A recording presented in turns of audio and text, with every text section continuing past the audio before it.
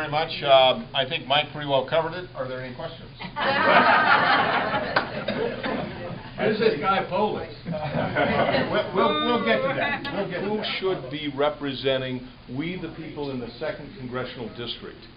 Should it be that guy who's in Washington right now who was elected by the old Congressional District? Or should it be somebody who believes that we the people are the foundational beginning point of government? Let me put it this way. In the Declaration of Independence, I come back to there again and again and again because it is so true, and it is so to the point of what I am all about, and I believe most, if not all, of those of you in the room are all about. It goes this way. We hold these truths to be self-evident, to be obvious, to be so clear that no one questions it, that all men are created equal. And pick this up, they're created. There's a higher power. It isn't just us in charge of our own lives. And are endowed by their Creator with certain unalienable rights, that among them are life, liberty, the pursuit of happiness, and that governments are established to secure those rights. Now let's take that apart a little bit. First, we aren't here on our own. There is a higher authority that has granted us inalienable rights, rights that go beyond ourselves, that go beyond governments. Governments do not grant rights. They sometimes assign privileges, which they can take away. And yes, a tyrannical government can restrict your rights as well. But good government is there to establish those rights as a part of our everyday lives. That's the goal that I have when I'm down at the Capitol, and have been there for the last 10 years. Each and every bill I look at and I ask myself, is this a step toward freedom, or is this a step toward tyranny? And tyranny is kind of a hard, strong word that we used to assign to those, those countries behind the Iron Curtain, or maybe some third world setting that just didn't know better. But I know all of you understand that we've been slowly marching towards that reality of tyranny in our own lives. Tyranny from too high a tax load. Tyranny from regulations that really assume you are not in charge of your life, but the government is. Here's a good example. This last week, I sponsored a bill, and it was heard in committee, and it was killed on a party line vote, surprise, surprise, to back off regulations for daycare centers.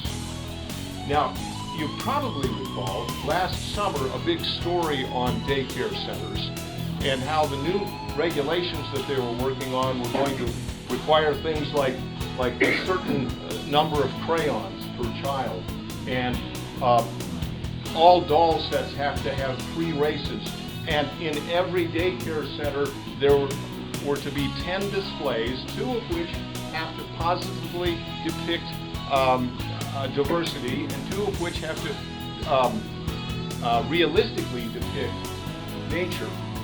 Now, I don't have any problem with a display positively depicting diversity or realistically depicting nature. But it's none of the government's business whether a private daycare center chooses to put up 2 displays or 20 displays. And yet, they thought it was their business. That's the heavy hand of tyranny stepping in and pushing forward. And they're still at it.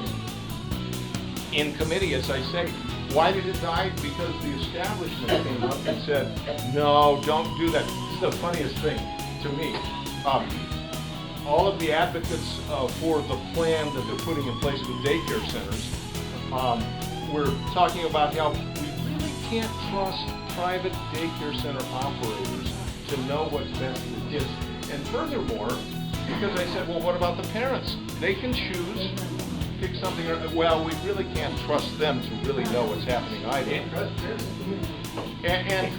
And yet, At the end of the debate and discussion, when the department came up for their final comments, they said again and again and again, just trust us. Don't put this law in place. Trust us. And she must have said it 10 times if she said it once. Trust us. And look at this and think about it. The government officials, the bureaucrats, are saying, trust us because we know what's best, but don't trust you. And don't trust those businesses around you because we're not so sure about them. That's the difference between freedom and tyranny. Oh, I should give you a little footnote. Do you know what my bill did? In essence, it added 2 additional criteria for licensing daycare centers. That is, take into account health and safety and affordability. They didn't question that health and safety too much because they go down that road. It's one of those self-evident things why you're licensing child care centers, right? But the issue of affordability was a sticking point. They didn't want to even take it into account. One of the senators, Senator Jeannie Nicholson, who is also from the 2nd Congressional District, I might add, and won by a squeaker, unfortunately. She said, I don't like this idea of affordability because I don't think we should pay any attention to what the costs are for daycare centers. And when she just wrapped it up, she said, because I think the government ought to just come in and subsidize it. It was so clear, so clear. Well, I go into a lot of detail on this one example of what I've been doing just this last week down at the Capitol to tell you that that's what happens again and again and again and again. And it happens more so in Washington than it does in Denver, which I find almost hard to believe, except I read the papers too and I see what occurs. So I'll give you another example and then we'll go to the Q&A. I think I've burned up my 5 to 10 minutes already, right?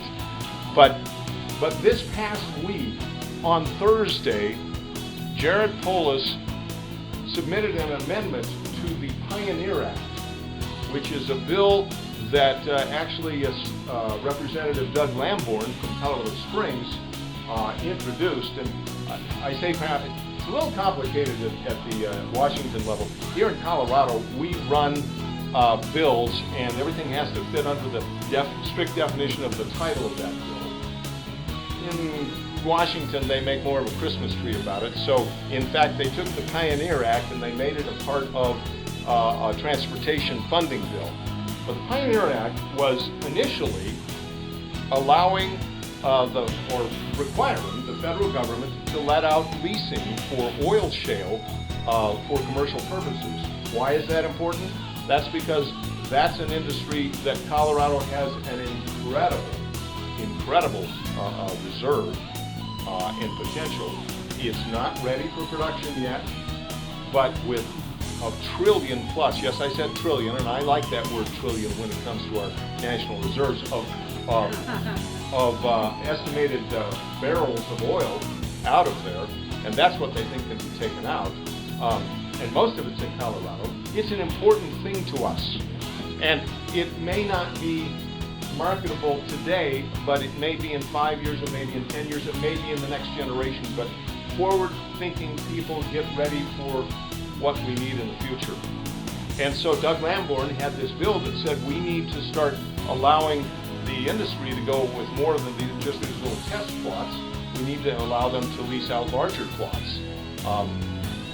And Jared Polis went down to the mic and he said, this will not create revenue, this will not create jobs, this will not create energy, and so his amendment was to just strike it out.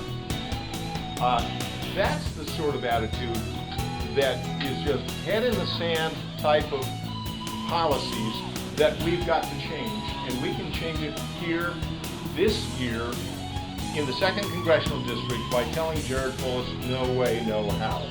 I actually issued a press release to that effect just yesterday. So that's who I am. And you know a little bit about me anyway. I've been here